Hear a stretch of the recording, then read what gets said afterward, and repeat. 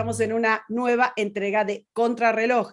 Estas entrevistas que hacemos en el Centro de Estudios Libertarios. Mi nombre es Karina Mariani, yo los saludo desde Buenos Aires y los invito a sumarse a nuestras redes, a reproducir el contenido y a seguir siguiéndonos, comentando, compartiendo esto, porque nos parece muy interesante que nos acompañen a entender la realidad de la región, de Chile, de Argentina y del mundo. Estamos hoy con un periodista de los que mejor entienden todo este lío en el que estamos metidos. Estamos con Emanuel Rincón. ¿Cómo estás, Emanuel?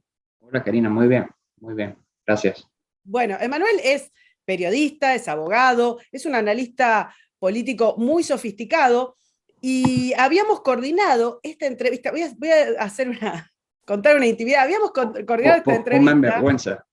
Sí, y digamos, antes de que ocurriera un evento increíble. Yo creo que es parte de esta realidad latinoamericana, un poco payasesca, que nos persigue durante décadas. Y ocurrió este autogolpe de Estado, la dictadura más corta de la historia, creo yo, la dictadura que no fue, que Por una hora. tiene, sí, más o menos, que tiene que ver con los eventos en Perú. ¿Qué te parece que pasó? Porque es muy difícil, yo creo que se va a relatar en los libros de historia esta payasada, esta cosa, no sé qué decirte, pero casi carnavalesca. Mira, yo creo que, no sé si va a sonar muy bien lo que vaya a decir, pero creo que Castillo es una especie, vamos a decirlo, de víctima. A ver, Castillo llega al poder siendo una persona con un coeficiente intelectual muy bajo, sin bagaje político, sin comprensión o entendimiento de la política. Es decir, es como, es todo como una especie de mal chiste. Llega un sujeto que realmente no entiende las instituciones del poder, etcétera. Llega respaldado por el Partido Comunista y cuando llega al poder, pues básicamente no sabe qué hacer, no tiene la menor idea de qué es lo que hace un presidente y empiezan pues a concatenarse todo este tipo de hechos, empieza a recibir ataques de la gente de su propio partido, empieza a recibir ataques del Congreso y es un sujeto que realmente no entiende las dinámicas de la política. Y bueno, ya después evidentemente lo empiezan a investigar por casos de corrupción, etcétera, todo lo demás. Y él intenta dar un salto al vacío y decir, no, bueno, antes de que me destituyan yo los destituyo a ustedes, pero es un sujeto que no tiene apoyos políticos, que no lo apoya el ejército, que no lo apoya ni siquiera su propio gabinete, y pues termina sí, en la dictadura más corta y más payasesca de la historia. Pero insisto, yo, yo, yo, yo no tengo mucha piedad con los comunistas, pero casi que siento un poquito de piedad con ¿Tenés la impresión de que Cerrón lo entregó, que le hicieron, como se dice en Argentina, una cama? Es que Porque si no es muy difícil de entender qué estaba pensando, digamos. no, yo creo, es que te insisto, yo creo que realmente que es un sujeto que no entendía ni siquiera qué estaba haciendo. O sea, tú no puedes decir que vas a disolver el Congreso si antes no has acordado previamente con, no sé, militares, algunas fuerzas Un o par de algo, ministros, sí, sí, algo. algo que te vaya a apoyar, ¿no? Él dijo, no, disuelvo todo y a los 2 minutos estaba todo el mundo renunciando y diciendo, no, tú vas para la cárcel. O sea, no tiene ni pies ni cabeza lo que hizo, pero insisto, es parte de esta misma incomprensión. Es un sujeto que no entiende las dinámicas del poder, que no entiende qué es ser presidente de un país y que todo lo fue haciendo solamente pues según su poca comprensión le daba a entender, pero no tenía evidentemente idea de qué era lo que se suponía que estaba haciendo.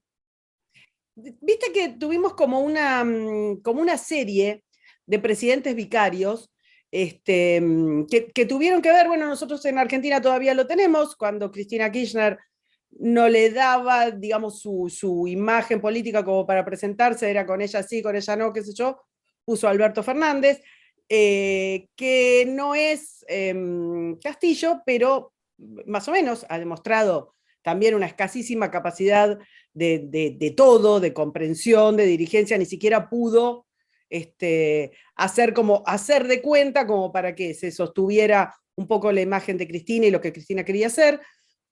Pasó algo similar con Lula cuando puso a Dilma, este tipo de, como de segundas marcas del Foro de San Pablo del socialismo del siglo XXI que evidentemente se degradan. ¿Te parece que eso pasó y vuelven, digamos, las cabezas? ¿Te parece que está en decadencia el Foro de San Pablo, que no puede generar figuras no te digo positivas, porque claramente no podrían serlo, pero por lo menos de una relevancia y de un peso político que les permita, no sé, no hacer estos papelones o mantenerse 5 minutos en el poder? No, no comparto, no creo que estén en decadencia y creo que más bien están más peligrosos que nunca. Fíjate, esto sí ya no es tan gracioso, ellos están gobernando prácticamente toda América Latina.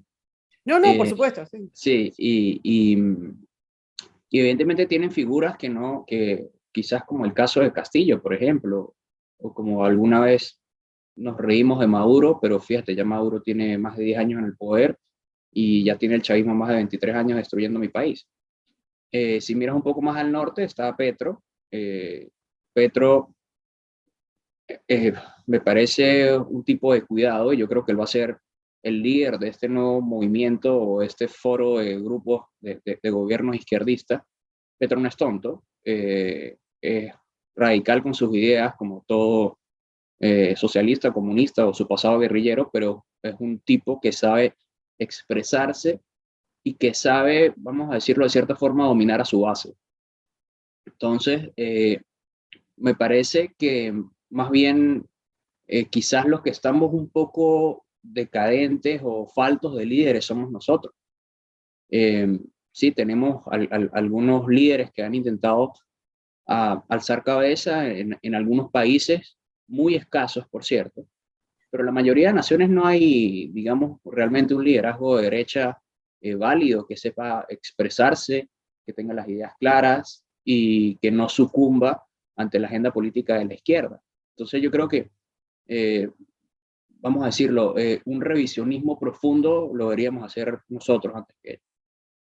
Sí, claramente, además, si vemos la curva de gobiernos socialistas en la región, tuvimos como una especie de ficcional remisión que hizo que volvieran peor. O sea, Sí, insisto, las segundas marcas y con programas mucho más radicalizados, sobre todo más radicalizados en el marco de la justicia para que no les vuelva a pasar lo que ya les había pasado. De todas maneras, me interesa mucho, te quería consultar también sobre tu punto de vista respecto de Boric, porque ahí estamos en la misma, un líder sin carisma, sin un pasado de densidad política, como el caso de Petro, con mucha debilidad y que rápidamente pierde imagen una vez asumido. En ese sentido te preguntaba, no porque tengamos algo para contraponer, sino porque sinceramente, y eso habla peor de las ideas de la libertad, que están jugando con nadie, igualmente pierden. totalmente, totalmente. Mira, el caso de Boric es muy simpático también. Yo lo que siento o veo de Boric, Boric es un tipo que viene de las juventudes comunistas, fue un fiel activista del comunismo. Él llega al poder pregonando todas estas banderas de justicia social, etcétera. Y resulta que cuando él llega al poder con su discurso radical, se da cuenta que su discurso radical de férreo opositor del gobierno chileno, cuando le toca ejercer el poder, no lo puede seguir utilizando. Es decir, él, no, pobrecitos los mapuches que los están aterrorizando, etcétera, todo lo demás. Pero cuando llega al poder, él tiene que controlar eso, porque si no le van a incendiar ciudades. Y él es ahora el presidente. Entonces, es esta transición de gente que es muy populista y que sabe, vamos a decirlo de cierta forma, cómo airear sus bases cuando están en la posición, pero que no tienen ni la menor idea de qué hacer cuando llegan al poder. ¿Por qué? Porque evidentemente estas son las personas que están haciendo política desde una realidad absurda, que están pidiendo cosas absurdas, que motivan a los electores, pero que tú como presidente no puedes ejecutar porque vas a destruir tu propio país. Entonces este sujeto llega con estas ideas y cuando le toca ejercer el poder, queda evidentemente en evidencia ante sus electores. Entonces, evidentemente se tira en contra de su base electoral y evidentemente se tiran contra sus detractores que siempre supieron que era un desastre lo que estaba prometiendo. Entonces, básicamente, esto es lo que está ocurriendo hoy en día también con Boric. Claro, y ahí lo que vemos es que si bien tenemos esas fachadas, lo que hay debajo, lo que subyace en común en todos estos gobiernos es el avance de la industria narco, de las conexiones con el terrorismo internacional, y eso sí es permanente. Si hablamos, y me gustaría mucho que me dijeras cómo estás viendo la evolución del gobierno de tu país, porque Venezuela finalmente terminó siendo el gobierno más estable de la región, el que se sostuvo increíblemente todas las veces que dijimos se cae Maduro, bueno, todo el episodio Guaidó, el crecimiento y la caída del episodio Guaidó, y todas las veces que se dio por muerto un régimen que terminó siendo el que más subsistió y quizás el que más poder esté teniendo, y ahora con las nuevas amistades con el gobierno demócrata de Estados Unidos, ¿no?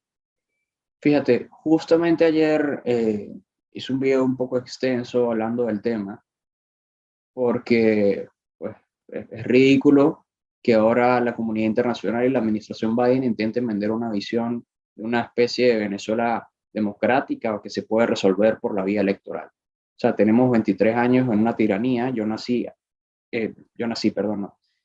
Yo desde que tengo 7, 8 años vivo a las sombras del chavismo y ya voy a tener 30, no sé si voy a llegar a 40, 50 hablando de lo mismo, con el chavismo en el poder, y esta gente todavía va a seguir hablando de unas supuestas elecciones en Venezuela. Es totalmente ridículo. Lo mismo que en Cuba, que ya tienen casi 70 años. En definitiva, sí, o sea, en Venezuela, en un contexto totalmente distinto, lo único que me gustaría aclararle a las personas, porque yo entiendo que desde una óptica de extranjero, quizás sea un poco difícil entender el proceso venezolano, pero para resumirle, en Venezuela nuestra oposición, o la supuesta oposición, ha sido una posición ideológicamente afín al chavismo. Son también mayoritariamente socialistas, y cada vez que el chavismo ha estado al borde de la lona o al borde de perder el poder, ellos han negociado y han oxigenado al chavismo. ¿Por qué? Porque sus socios políticos e ideológicos internacionales son exactamente los mismos, y siempre ha habido una mediación para lograr acuerdos con el chavismo. Y en ese sentido, pues ha primado los socios ideológicos y también evidentemente el dinero. Hay mucha gente que se vende por dinero, y esa ha sido la situación de Venezuela. Entonces, sí, hace 3, 4 años todos pensaban que el chavismo se iba a acabar. Ahorita el chavismo está mejor que nunca, porque además tiene también acá en Estados Unidos a una administración que los está abrazando, que le está liderando a los sobrinos narcotraficantes de Maduro, que les está dando licencias para operar con compañías americanas, y que básicamente está permitiendo que se financien nuevamente y funjan en el mundo como un país normal. En Venezuela no han expulsado a 7 millones de personas, las fuerzas de seguridad del Estado no han asesinado a miles de personas, no han asesinado opositores, nada ha pasado. Claro, en esta idea de aquí no ha pasado nada, también tendríamos que pensar un poco en los medios internacionales y particularmente los de la región y los políticos también, ¿no? Porque, claro, conforme Estados Unidos va haciendo la veña y se empezó haciéndose el distraído, después directamente haciendo este blanqueo del que estás hablando, quizás estemos olvidando el proceso del que vos hablás. Los argentinos, los chilenos, los uruguayos, los paraguayos, todos tenemos en nuestros países hermanos venezolanos que han tenido que salir con una mano atrás y otra adelante. En el mejor de los casos, muchos perseguidos, periodistas, políticos. Es increíble como todo ese proceso, toda esa gente que nosotros vemos, que nos han contado lo que han padecido, no ha servido para entender que el mismo, casi el manual del proceso chavista se ha ido implementando en el resto de nuestros países. Pero vos sos un avesado conocedor del tema mediático, de la forma en la que los medios tradicionales y los nuevos medios están encarando la cuestión del chavismo y la cuestión del chavismo en la región. ¿Cómo ves el sistema? ¿Cómo te parece que fue esa evolución de la cobertura de los medios para el chavismo regional y también para el chavismo mundial, ¿no? Bueno, fíjate, el problema fundamental es que la mayoría de medios locales en nuestros países tiende a alimentarse mucho de las agencias de cable y de la prensa internacional. Y la prensa internacional y las agencias de cable, vamos a citar a AFP, EFE, etcétera, son agencias que están evidentemente comprometidas con causas izquierdistas. Bueno, EFE es una agencia del Estado que gobierna el socialista Pedro Sánchez, que también ya está lavando los crímenes de la tiranía de Maduro. Entonces, esa pauta comunicacional que se extiende desde esas agencias de cable penetran en los medios de comunicación nacionales, porque evidentemente no es fácil, digamos, explicarle uno por uno a cada periodista o a cada redactor, etcétera, qué es lo que pasa. No todos entienden las cosas desde una perspectiva, pues, ideológica, y se cuelan cosas todo el tiempo que sus ojos sencillamente no detectan y están publicando a cada rato eh, estos cable news, que son un cable news que blanquean a la tiranía de Maduro, entre otros regímenes. Y si a eso le sumamos, evidentemente, la intromisión o el auge de estas ideas izquierdistas en las aulas universitarias, etcétera, tanto en Estados Unidos como en nuestra región, pues evidentemente eso va formando un hilo comunicacional que se ha ido extendiendo. Ya no hablemos solamente de nuestra región, sino a nivel occidental. Es decir, todo el hemisferio occidente está impregnado de activistas de izquierda en todos los foros o en todos los, vamos a decir, los espacios importantes de influencia. No solamente la prensa, son las universidades, son también la industria editorial, que es sumamente importante, la industria del cine, y así podríamos replicarlo en cada uno de los campos. ¿Por qué? Bueno, se ha hablado mucho, hemos efectivamente perdido la batalla cultural, tantas veces se ha hablado, y bueno, yo pienso que solo, hasta hace un par de años, es que la gente con ideas libertarias, conservadoras, etcétera, lo ha comprendido, lo ha procesado y ahora entiende que eso tiene que cambiar. Que no es solamente un tema netamente a nivel gubernamental, sino que ya es un tema a nivel cultural. Respecto de esto que estabas diciendo, hablaste de batalla cultural y hace un tiempo leí que vos hacías una pequeña reseña de un viaje tuyo a Nueva York y estabas contando sobre una ciudad que fue el ícono del capitalismo, de la libertad y la vanguardia, y estabas contando un panorama bien denso, bien distinto y poco esperanzador. Y eso es algo que uno viene viendo y se viene replicando en otras ciudades de las dos costas de Estados Unidos. ¿Te parece que se perdió la batalla desde ahí para abajo? Indudablemente.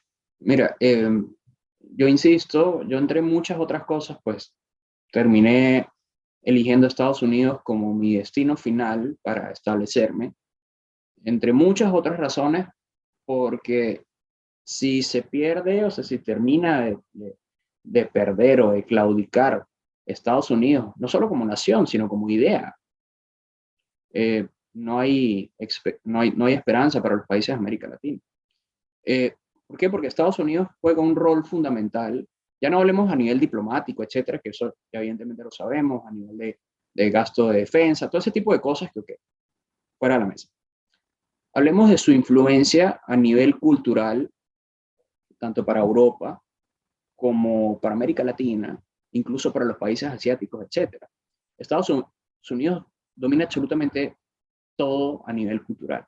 La industria del cine, la industria de la música, incluso los medios de comunicación. Yo creo, sin lugar a dudas, que quizás el New York Times es el medio más influyente del mundo. Y es un medio prácticamente de extrema izquierda. Sí. Que en dicho medio se pueden encontrar artículos a favor de la pedofilia, etcétera, y un montón de causas totalmente absurdas. Y la gente lo toma como un medio referente. Tiene un nombre, tiene una imagen, tiene una penetración gigante en las masas. Y hay gente que no entiende este tema ideológico y quizás está en Caracas, en Buenos Aires, en cualquier otra ciudad del mundo, en Bangladesh, donde sea, y están leyendo al New York Times y piensan que están leyendo información certera, ¿sí? Relevante, importante. Y no, es un folleto de activismo izquierdo.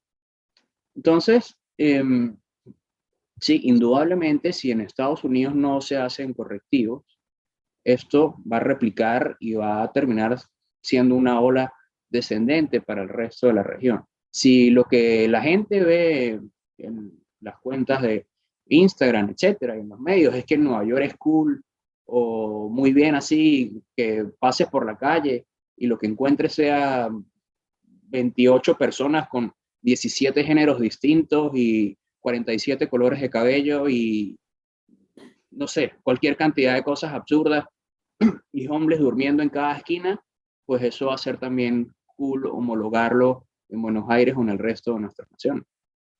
Y ahí vos hablaste de creo que de los medios americanos, debe ser el más influyente, o por lo menos el que más suscripciones tiene, o sea, un enorme poder, no solo mediático, sino económico, que es el New York Times. En realidad esto atravesó a la mayoría de los medios de comunicación americanos y a la mayoría de nuestros medios de comunicación, de los de la región. En ese sentido, sos bastante pionero en fundar o dirigir nuevos medios. ¿Esto qué es? ¿Una búsqueda tuya en particular o que te diste cuenta que no había lugar en los medios tradicionales para ideas pro mercado, de libertad individual? ¿Cómo fue tu búsqueda? Fíjate, no fue nunca algo que estuve buscando. ¿Te pasó? Sí, o sea, literal, han sido cosas que se han ido dando y se me han ido dando oportunidades y junto, digamos, afortunadamente un crecimiento que he tenido, penetración con mi opinión, etcétera, se han ido abriendo las puertas de proyectos que están buscando precisamente impulsar estas cosas y pues allí ha habido un recibimiento. He tenido la fortuna de haber encontrado estos espacios, porque sí, indudablemente, a mí no me hubiesen contratado jamás ni nunca en el New York Times o en CNN, y bueno, realmente tampoco me hubiese gustado, hubiese querido formar parte de esas empresas. Pero sí, definitivamente, te insisto, para mí eso es algo fundamental y es algo que, vamos a decirlo de cierta forma, afortunadamente llega o cae en un momento en el que estamos compartiendo intereses. Y eso me ha dado la oportunidad de poder tratar de transmitir desde otra óptica y otra perspectiva, evidentemente siempre aferrándonos claramente a la verdad y a los hechos, que es algo que no se respeta mucho en la prensa izquierdista. Claro, pero ¿crees que tienen, vuelvo a preguntar, Erwin, ¿crees que tienen mayor penetración esos nuevos medios por las redes, por las figuras que representan quizás mayor credibilidad, porque fueron contando algo que en algún momento se llamaba teoría de la conspiración y que 6 meses después resultan ser reales? ¿Crees que perdieron los medios tradicionales credibilidad, más allá de esta inercia que pueden seguir teniendo el mismo consumo, y que los nuevos, vos estuviste, no sé si seguís estando en el American, ahora en Americano Media, o sea, estás viendo que hay un consumo distinto? Y en ese sentido te consulto, ¿cuál es el target? ¿Quién es la persona que te cree? ¿Los mayores, los jóvenes, la gente de la región que entendió y que padeció, como los venezolanos, como los chilenos, como los argentinos, esta fake news hegemónica de la izquierda? Mira, yo creo que allí hay muchos puntos grises todavía que no vamos a ser capaces de medir o entender en los próximos años. Hay algo que sí tienen los medios hegemónicos con lo que no cuentan los medios alternativos que están surgiendo. Y es evidentemente con la reputación. Y es algo totalmente lógico. Son medios que tienen 100, 120 años, 150 años. Y evidentemente alguien, no sé, en el sudeste asiático no va a saber qué es Americano Media ni qué es cualquier otra cosa, pero evidentemente han escuchado alguna vez en su vida CNN y el New York Times. Esos son hechos. pero quizás en las bases más cercanas o a los públicos más cercanos que se quiere llegar, sí se pueden provocar cambios. No sé qué tan disruptivos, pero sí existen los cambios. Ahorita, por ejemplo, yo tampoco sé, no tengo la estadística exacta, pero no sé si realmente las redes sociales hoy en día son más influyentes incluso que la televisión y la radio, por ejemplo. Entonces, ¿cómo hacemos esta medición? Si tienes más impacto y más impresiones en redes sociales, eres más influyente que un canal como Fox News o CNN que están en televisión las 24 horas al día. No sé realmente cómo podemos hacer ese comparativo. Si lo miras, o sea, yo viéndolo desde mi perspectiva, la compra de Elon Musk de Twitter creo que ha sido una bendición para el mundo, para la humanidad entera, aunque mucha gente todavía no lo sepa, no lo entienda.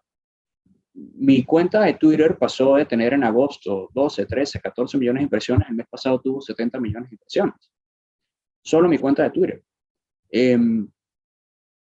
70 millones de impresiones, es decir, CNN tiene a diario en su programa top 500,000 viewers, 500,000 espectadores.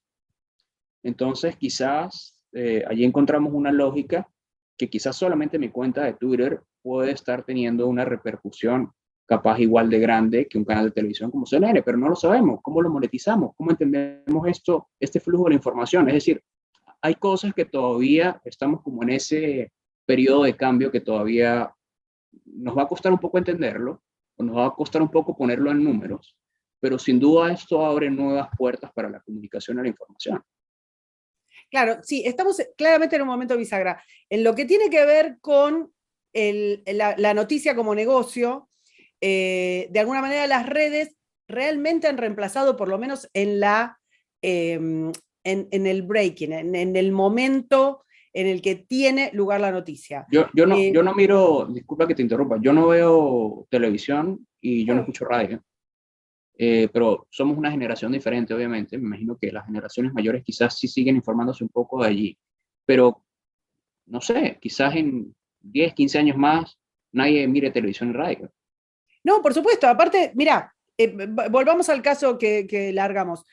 Apenas empieza el issue de Castillo con su discurso cortito, haciendo el autogolpe, en las redes estallaba cuando tardó muchos minutos en aparecer en los portales.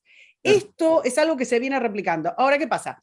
Lo de Castillo claramente no se podía silenciar, pero lo que sí ha pasado en otros casos es que vos tenés una noticia que bajaban las agencias o que bajaban los gobiernos, y eso en paralelo en las redes tenías versiones alternativas. Esto ha pasado mucho. Entonces, sí, claramente la monetización, que es un tema que no sé si le puede interesar mucho a quienes no están en cuestiones periodísticas, no es un tema, pero sí es un tema para quienes trabajamos en medios o trabajamos en medios alternativos, que tiene que ver con que muy poca gente paga por noticias, desde la impronta digital mucho menos, y la mayoría de los medios tradicionales tienen apoyo o de los gobiernos o por terceros también de los gobiernos, o sea, ONGs, organizaciones y otro tipo de lobbies que también les llega el dinero. Entonces, es un momento bisagra. Ahora bien, lo que vos estás diciendo es claro, los medios se nutren de las redes. Los productores periodísticos van a buscar las noticias a las redes. Sí. Y hablaste del caso de Musk. Acá estamos hablando de un caso claro de desinformación que tiene que ver con la computadora del hijo del presidente americano y con la forma en la que la manipulación de los medios respecto de las noticias influyeron en una elección. Vos estás siguiendo ese caso minuto a minuto, fuiste de los primeros que se súper interesó y hay mucha cosa que está saliendo, porque cada minuto aparecen correos internos, espías del FBI puestos de pronto en el directorio de Twitter que estaban manejando eso. Eso es un claro caso de desinformación. ¿Cómo analizaste toda esa cuestión que es increíble? Creo que no tenemos dimensión todavía de lo que pasó. No, fíjate, lo que ha estado pasando en Estados Unidos en la última década es una colusión de niveles desproporcionados entre el Partido Demócrata, las Big Tech y funcionarios del gobierno federal. O sea, es realmente espeluznante. Fíjate, Yo creo, perdóname, quiero que sigas con ese razonamiento, pero creo que cuando hablamos de Deep State, nunca entendimos no, no, realmente no, no. de la dimensión de lo que estábamos hablando. Creo que hablábamos, no sé, como si fuera una caricatura. Yo no tenía dimensión de lo que pasaba, no sé vos. Fíjate, un abogado del FBI básicamente está creando noticias falsas a favor de los demócratas en contra de Trump y para favorecer a Hillary Clinton. Y después esta misma persona pasa a Twitter y en Twitter empieza a censurar información y empieza a borrar información de esta colusión. Es decir, eh, es un armado, sí, ese famoso pantano que tantas veces dijo Trump y que la gente se burló, es realmente profundo, es hondo. Y insisto, habrán todavía de ese pequeño ejemplo, que esto es algo que entendimos o que sabemos hoy en día, gracias a que Musk gastó 44.000 millones de dólares para comprar Twitter, no fue una información barata de adquirir. ¿Qué tantas cosas hay detrás todavía? No solamente en Twitter, en Google, en Meta, Facebook, eh, en fin, hay mucha, hay una colusión realmente bastante grande y no lo sabemos todo todavía. ¿Cómo viste y cómo viviste la previa a la compra de Twitter? ¿Cómo viviste esas, no sé, esas pequeñas trampas que uno tenía que ir haciendo para no ser cancelado, para sostener la cuenta, para que no te cierren y a la vez brindar información? Mira, yo en diciembre del año antepasado suspendieron mi cuenta de Twitter y realmente estuve bastante preocupado porque, pues bueno, sí, Twitter al principio, cuando yo tenía 19 años, abrí mi cuenta, era una cuenta quizás para escribir gol cuando hacía gol el Barcelona o algo así. Pero claro, a medida que va pasando el tiempo y se forja un espacio de comunicación, ideas, etcétera, ya también se convierte en tu trabajo. Y me censuraron hace 2 años, me censuraron, no, bueno, suspendieron mi cuenta efectivamente por publicar un video criticando a Cuties, esta película nefasta de Netflix donde ponían a niñas de 9 años a bailar casi como si fuesen prostitutas, qué sé yo, algo Sí. asqueroso. Y, y nada, o sea, dije, bueno, si pierdo mi plataforma de comunicación, es un asset importante que yo he construido y es realmente preocupante. Y definitivamente, cuando Moss dijo que iba a comprar la compañía, para mí fue, wow, increíble. Esperaba que lo hiciera, realmente estaba bastante entusiasmado con la idea. Después empezaron todo ese tema, que sí, que no, que las negociaciones, pero yo en todo momento siempre intuí, de hecho creo que lo escribí en un par de tweets, que lo que Moss estaba haciendo era tratar de negociar o renegociar para comprar un poco más bajo la plataforma, pero siempre creí que la iba a terminar comprando y afortunadamente así fue. El caso, bueno, te has convertido en estos días en un luchador contra todas las expresiones de ataque, de agresión hacia los niños que se están viendo en medios de comunicación, en plataformas de streaming, y hablamos del caso Balenciaga, hablamos de los casos de Netflix. Netflix en el último año empezó como un poco a retroceder, creo que tiene que ver con la pérdida de suscripciones y demás, pero en un momento había avanzado muchísimo, esa serie que nombrás vos es clave, eh, pero se viene viendo en libros, en cualquier expresión de la cultura. Eh, ¿Eso también lo ves como una agenda general o lo ves como casos aislados? No, yo creo que la evidencia es abundante de que hay, digamos, unos intentos realmente radicales por tratar de normalizar la pedofilia y la pederastia. Si tienes a una ministra en España que habla abiertamente a favor de la promoción de la pedofilia, pues ¿qué más nos podemos esperar? Fíjate, de las causas más aberrantes que puede apoyar la izquierda es este intento de normalizar las relaciones que ellos dicen consensuadas entre adultos y niños. Esto es asqueroso y literal me lo he tomado casi como una lucha personal. Yo tengo 2 sobrinas, espero tener hijos muy pronto y no quiero que crezcan en un mundo con estas aberraciones y que sean criados o que vayan a la escuela con personas que desde los 2 o 3 años les quieran empezar a hablar de que se pueden masturbar o cualquier cosa. En fin, cualquier persona con sentido común ni siquiera tengo que explicarle de qué estoy hablando, porque no tienes ni siquiera que tener una gran educación o lo que sea para poder entender esto. En fin, a los niños no se toca, punto. Y realmente es bastante asqueroso lo que están haciendo casas de moda, productores cinematográficos, grandes medios de comunicación, algunos políticos, y creo que va a ser una lucha con la que me voy a casar hasta el día que me muera.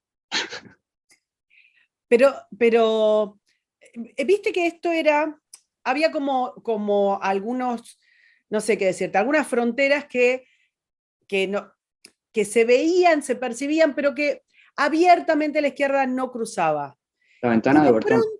de pronto, no sé qué decirte, 2 años, fue como, pero pasaron y pasaron abiertamente y pasaron con toda la furia, con, no sé, shows trans para niños, con una hipersexualización de los personajes, con hipersexualización en los dibujitos animados.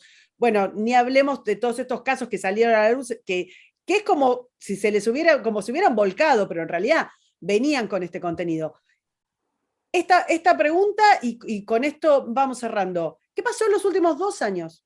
¿Qué pasó en los últimos 2 años para que lo quisieran? Para que promovieran la eutanasia por cuestiones económicas o por si alguien está deprimido y lo promovieran hacia adolescentes, el momento más vulnerable de la vida de las personas. Porque promovieran una agenda hipersexualizada y casi como un servicio del Estado, el tema de trastocar la sexualidad de los niños en etapas súper tempranas. ¿Qué pasó que todo esto, que era como, no sé qué decirte, solapado, de pronto está, que tenemos que estar atajando, que no te da la cabeza para entender todo lo que está pasando y toda la impronta, toda de golpe? Bueno, vamos a retrotraernos a una de las preguntas que me hiciste previamente. ¿Qué está pasando? Estados Unidos. Creo que eso lo resume absolutamente todo. Todos estos movimientos han empezado en Estados Unidos. Tú todavía no estás viendo drag queens bailando a las 2 de la tarde con niños desnudas en Argentina, por ejemplo. Probablemente la vas a ver en 1 año, en 2 años, pero todavía no lo ves. Pero te aseguro que dentro de poco va a empezar a pasar también en América Latina. ¿Por qué? Porque eso es lo que se está transmitiendo desde el mainstream media americano al resto de las naciones. Y esto es sencillamente lo mismo que ha ocurrido. Me dio mucha risa porque cuando incluso fue las protestas acá en Estados Unidos de Black Lives Matter, incluso creo que Maduro y hasta los chavistas salieron diciendo sí, que ellos también combatían el racismo y que rechazaban el racismo y Black Lives Matter. Y yo, pero ya va, en Venezuela no hay racismo, no hay ese debate sobre el racismo en Venezuela jamás ha existido. Bueno, pasó lo mismo con Buenos Aires, o sea, nosotros empezamos a tener movimientos, obviamente, que pedían subsidios y que a ver, como un paquete de subsidios, organizaciones, ONGs, todo en un espacio donde no cuadraba, sinceramente no cuadraba, no tenía absolutamente nada que ver. No tiene el menor sentido. Y por eso te insisto y volvemos otra vez al pasado y al presente, en que si Estados Unidos se condena o termina de condenarse, el resto de la región también está condenado, porque todo esto repercute inmediatamente en nuestras naciones. Y acá en Estados Unidos ha habido una infiltración muy fuerte en la academia de entusiastas marxistas que han reordenado o reescrito los postulados del izquierdismo y han penetrado a través de la cultura en los más jóvenes. Y lamentablemente yo veo a la juventud americana y yo siento que es un monstruo gigantesco y que es realmente difícil lo que se viene a futuro. Porque las ideas que les han implementado, que les han ingresado a sus cerebros, son difíciles de destruir o de cambiar en el corto o mediano plazo. Entonces, sí, aquí en Estados Unidos se está librando, vamos a decirlo, esa guerra o batalla cultural de una forma muy fuerte, y eso va a repercutir también en nuestros países. ¿Cómo ves los próximos 2 años en esa batalla de la que estás hablando en Estados Unidos? Bueno, ahorita van a tener un contrapeso en la Cámara de Representantes para impulsar agendas un poco más radicales. Y yo espero que en el 2024 los republicanos puedan sacar crédito, como no lo hicieron ahorita absurdamente, del desastre que ha sido la presidencia de Biden y todas estas cosas absurdas que los demócratas están implementando, y que ojalá se pueda recuperar la Casa Blanca y el Senado. Pero bueno, aquí también en el Partido Republicano hay unas pugnas internas muy grandes y hay muchos temas que, digamos, todavía tienen como muchos callos. ¿Es Trump el candidato o no? Hay muchos argumentos a favor, muchos argumentos en contra. Yo pienso que Trump, a pesar de que fue un grandísimo presidente, a veces no se ayuda con sus declaraciones. Y realmente hace que todo esto sea muy difícil para pasar también. Exacto. Bueno, Emanuel, yo te agradezco muchísimo que nos hayas acompañado. Es súper interesante hablar con vos siempre. Tenés un clarísimo panorama de toda la región, una región que está permanentemente dándonos sorpresas, y ojalá te podamos tener una próxima vez. Gracias por acompañarnos. Chao, Karina. Hasta luego. Chao a todos, hasta luego.